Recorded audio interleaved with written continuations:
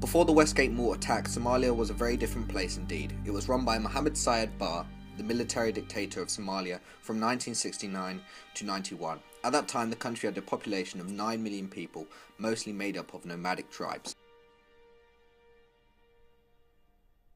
Fighting between clans got steadily worse throughout Barre's dictatorship. He became desperate for resources and invaded parts of Ogaden, a region to the east, but was resisted by Russian-backed Ethiopian army. What do you feel now about the way the Russians have treated Somalia? Well, it is the worst way that big power could act, really. It is arrogance, it is proudness, it is measuring of one's decision in accordance to his bigness, unfortunately. So the Somalis denounced aid from the Soviet Union and began receiving from the US. However, as the humanitarian situation in Somalia deteriorated, the aid started depleting. So the Somali people wanted Sayed Barre to resign, but refused, and civil war broke out, much like the Syria we see today.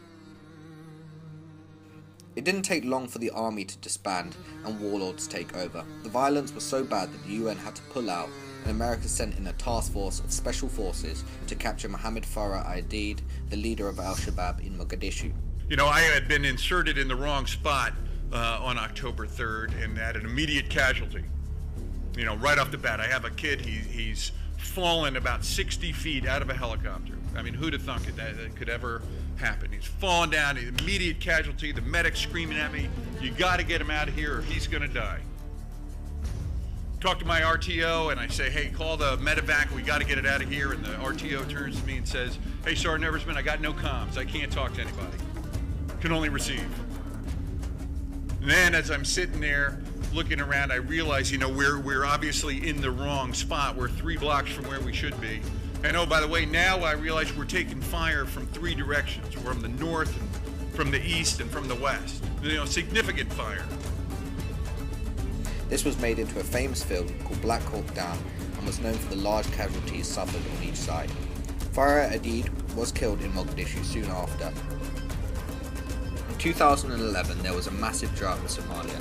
Many civilians were dying from starvation. However, al-Shabaab, which had a strong presence in the south, refused aid from the US, increasing tensions between the civilians and the militia. Their popularity disappeared and they became a guerrilla terrorist organization, and as you can imagine, they blamed a lot of their fall on the West and swore allegiance to Al-Qaeda.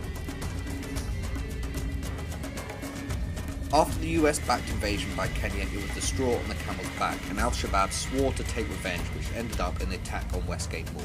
So as you can see, there is a clear path of events, and it's debatable whether this could have been avoided.